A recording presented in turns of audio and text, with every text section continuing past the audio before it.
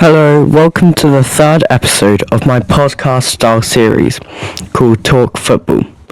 This series is about the footballing world and everything that goes on around it. Today we will be talking about Manchester United and what happened when Michael Carrick joined. Let's start with Ruben Amorim and what he achieved at Man United. Now, to be fair, he did get them to the Europa League final, but he lost to Tottenham Hotspurs.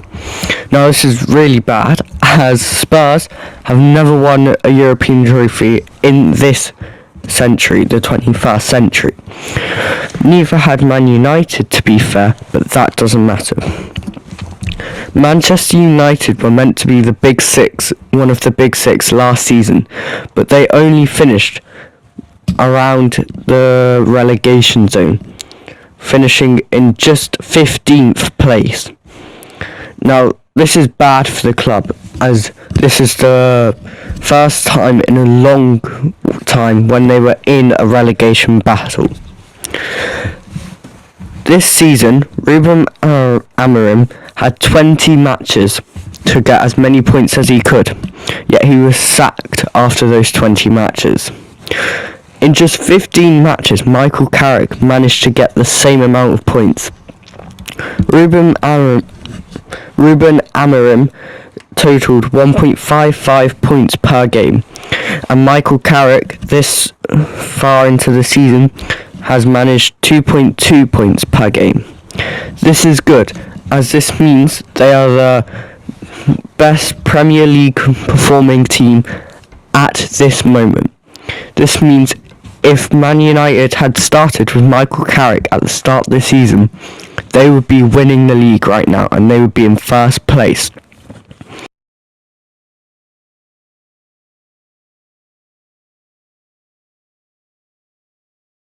I think that they have a good chance to win the title next season. Michael Carrick has gotten 32 points from 14 matches, which, like I said, is the best in the Premier League. This is better than clubs like Arsenal and Manchester City, even Liverpool, one of their rivals. Michael Carrick only had one league defeat in his first 10 matches as of March 2020, as of March 20th, 2026. He got 23 points from his first 9 matches, equaling the best managerial start in Premier League history. This is crazy, as this hasn't been done in a while, and he's managed to come in with a Man United team that is broken and had a bad season last season, and made it so that they can get 23 points from 9 matches. The amount of goals scored from the Man United team that Michael Carrick leads is 27 goals right now. This is good, and their shot conversion rate is better, 13.9%, which again is best in the league. 13.9% is a great shot conversion rate, as this means they will score probably at least 1 goal per match.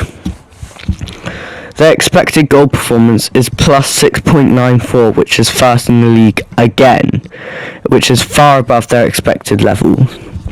Goals conceded is 16, but compared to that 27, that leaves them with plus 11 goal difference since Michael Carrick has joined. Their save percentage for the goalkeeper is 69.8%. That is over half of their shots. Although this is 7th in the league, that is still very good with the goals scored and shot conversion rate added to it. Now, the reason why Michael Carrick has done so well is he switched to a 4-2-3-1 and has reduced defensive vulnerability, increased clean sheets, and reinstated Harry Maguire as a key starter. This means the defence will be much stronger and much more calmer in difficult situations.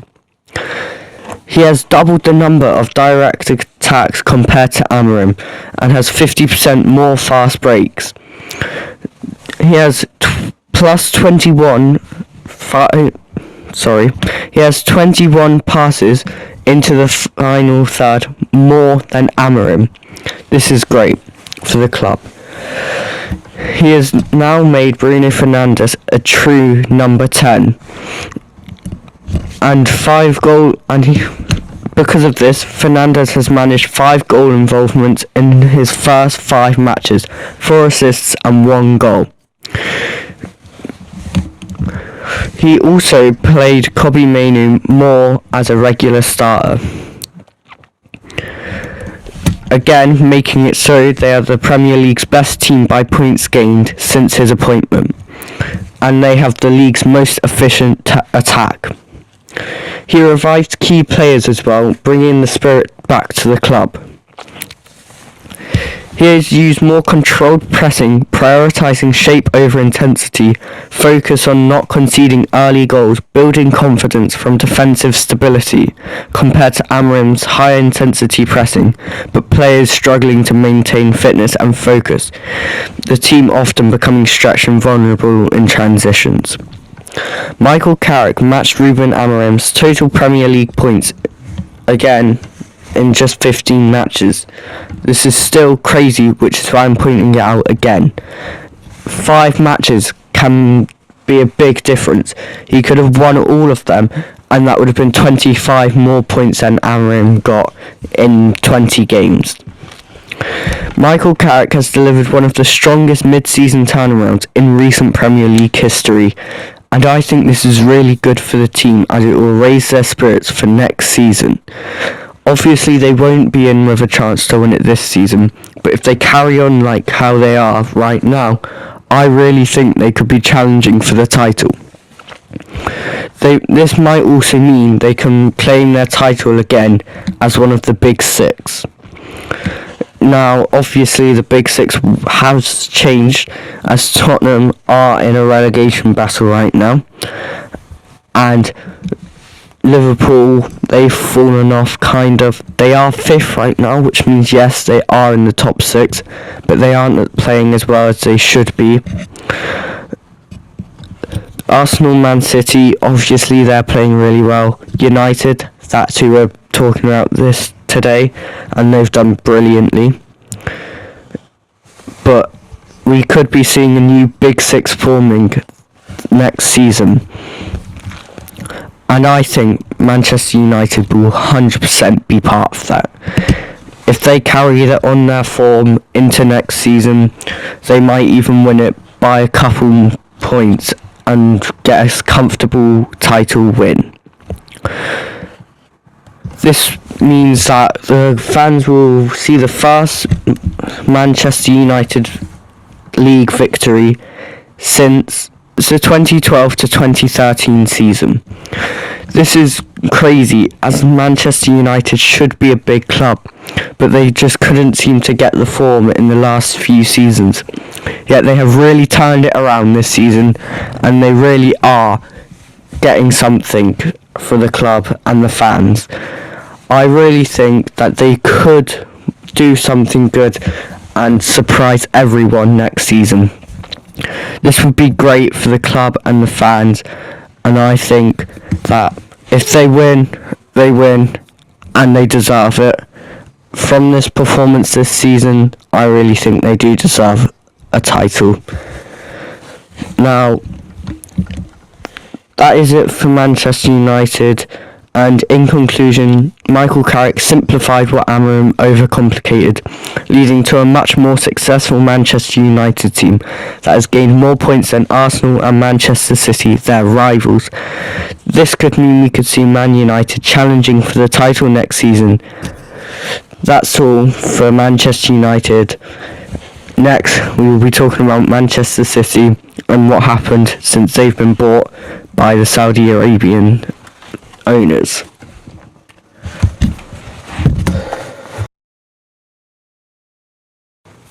Now moving on to Manchester City. Manchester City were bought in September 2008 when Sheikh Mansour, I think I pronounced that right, purchased 90% of the club from the then owner Thaksin Shinawatra. I don't understand why these names are so hard. Why can't I don't know. I hope I pronounce him right. He then completed the remaining 10% acquisition in 2009, giving him full ownership. Since then, Manchester City have won 8 Premier League titles, 3 FA Cups, 6 League Cups, 1 Champions League, and the UEFA Super Cup and FIFA Club World Cup. They had won every major English trophy within 6 years of the takeover, and achieved the first 100-point Premier League season in 2017 to 2018. They completed the domestic treble in 2019, the FA Cup, League Cup and Premier League all in one season. The women's team was relaunched in 2014 as well, winning 6 trophies in 6 years. This truly shows how much the club changed from when they were bought. Because before 2008, City were a yo-yo club, going in and out of the top flight and the Championship. They had financial instability and little top-level success. After the takeover though, they became a global powerhouse, dominating the English football and becoming one of the world's most successful modern clubs. This was partly because of some of their massive signings, like Jack Grealish for £100 million from Aston Villa in 2021. That was their record signing and the most expensive English player ever. They also bought players like Emmanuel Adebayo for £25 million from Arsenal, part of the early wave of big money Premier League arrivals. They also bought Yaya Toure for €30 million from Barcelona in 2010, one of the most important players in City's modern history. David Silva for €28.8 million from Valencia in 2010, a club legend and one of the Premier League's greatest playmakers. Vincent Kompany, €8.5 million from Hamburg, not expensive but arguably the greatest signing of the era, who then went on to go and manage Burnley, get them promoted, and is now at Bayern Munich. And then €54 million for Kevin De Bruyne, who is now an icon for the club and will always be remembered as one of their best players. And £51 million for Erling Haaland too, again, a club icon and will always be remembered and has scored many, many goals. Pep Guardiola signed with Manchester City on the 1st of February 2016. This was when the club truly took off. After Pep joined Manchester City in 2016, the club entered the most dominant era in its history. This is due to all the money and obviously the manager and players that City brought in. After Pep joined City, the club became a tactical laboratory, a trophy machine and a defining team of modern English football. Pep reshaped the squad, reinvented the Premier League style and delivered unprecedented consistency and dominance. Under Pep, players like John Stones, Bernardo Silva, Foden, Cancelo and Doku really shone through and evolved into elite tactical specialists. His coaching is credited with major improvements in players' positional intelligence and end product. For example, Jeremy Doku's breakout season. Players really did play well and improve under Pep's management. This was great for smaller players as they got their chance, but now I do think the squad could rotate a bit more.